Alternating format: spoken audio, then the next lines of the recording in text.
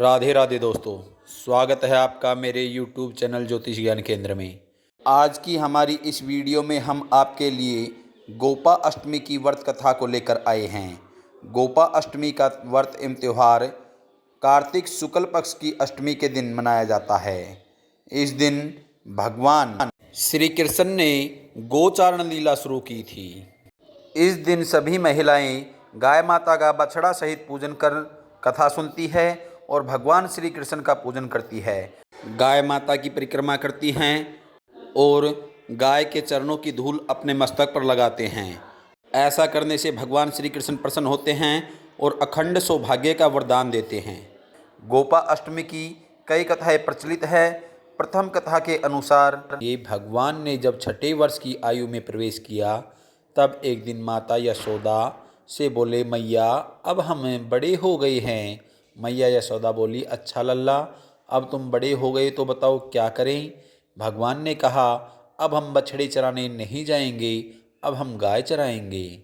यशोदा मैया ने कहा, ठीक है, लेकिन अपने बाबा से पूछ लेना। मैया के इतने कहते ही झट से भगवान नंद बाबा से पूछने पहुंच गए। बाबा ने कहा, लल्ला अभी तुम बहुत छोटे हो, अभी तुम बछड़े ही चराओ। भगवान ने कहा, बाबा अब हम बछड़े नहीं गाय चराएंगे। जब भगवान नहीं माने तब बाबा बोले, ठीक है लल्ला, तुम पंडित जी को बुला लाओ, वह गोचरण का मुहूर्त देखकर बता देंगे। बाबा की बात सुनकर भगवान झट से पंडित जी के पास पहुँचे और बोले, पंडित जी आपको बाबा ने बुलाया है, गोचारण का मुहूर्त देखना है।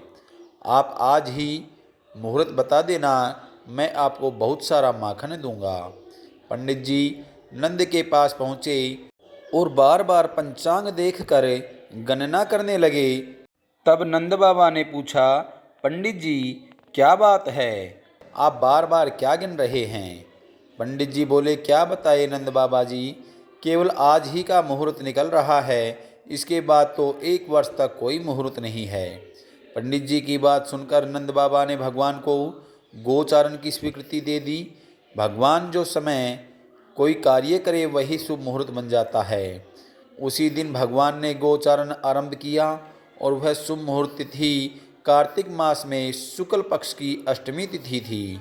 भगवान के गोचारण का आरंभ करने के कारण यह तिथि गोपाष्टमी कहलाई। माता यशोदा ने अपने लल्ला का श्रृंगार किया और जैसे ही पैरों में जूतियां पहनाने लगी तो लल्ला ने मना कर दिया और बोले, मैया यदि मेरी गोए जूतियां नहीं पहनती तो मैं कैसे पहन सकता हूँ।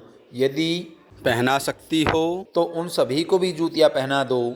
और भगवान जब तक वृंदावन में रहे भगवान ने कभी पैरों में जूतियां नहीं पहनी।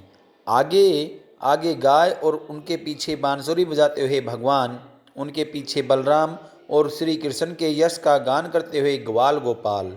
इस प्रकार से विहार करते हुए भगवान ने उस वन में प्रवेश किया।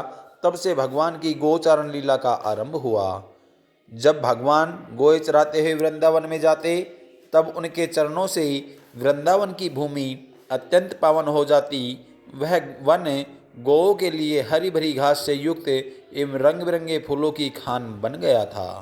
गोपा अष्टमी को लेकर एक अन्य कथा यह भी है कि कार्तिक मास की प्रतिपदा तिथि से लेकर सप्तमी तिथि तक भगवान श्री कृष्ण ने गौ, बछड़े और अन्य जानवर समेत पूरे ब्रजवासियों की रक्षा के लिए उंगली पर गोवर्धन पर्वत उठा लिया था।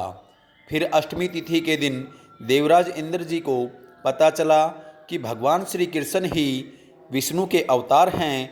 तब देवराज इंद्र का अहंकार भंग हुआ और वे भगवान श्री कृष्ण की शरण में आकर क्षमा याचना मांगने लगे। तब कामधेनु गाय ने भगवान श्री कृष्ण का अभिषेक किया। तभी से कार्तिक मास के शुक्ल पक्ष की अष्टमी तिथि को गोपाष्टमी का पर्व मनाया जाने लगा। गोपा अष्टमी की पूजा विधि इस प्रकार करें। गोपा अष्टमी के दिन गाय व गोवंश को स्नान कराया जाता है और फिर आरती की जाती है। आरती करने के बाद हाथ जोड़कर अभिवादन किया जाता है। गाय में 33 कोटि देवी देवताओं का वास होता है, इसलिए गोपूजन से उनकी भी स्वतः ही पूजा हो जाती है। इसके बाद गाय की 7 बार परिक्रमा करें और हरा चारा खिलाएं। अगर घर में गाय नहीं है तो गोपा अष्टमी के दिन गाय को घर के मुख्य द्वार पर बुलाकर उसको स्नान व सेवा करने से अक्षम्य पुण्य की प्राप्ति होती है। इस दिन गाय के साथ भगवान श्री कृष्ण की पूजा करने का भी विधान है। घर के गेट पर ही गाय की पूजा अर्चना करें और हरा चारा खिलाएं। साथ ही गाय के चरण स्पर्श करके आशीर्वाद लें। दोस्तों, ये थी गोपा अष्टमी की दूसरी कथा।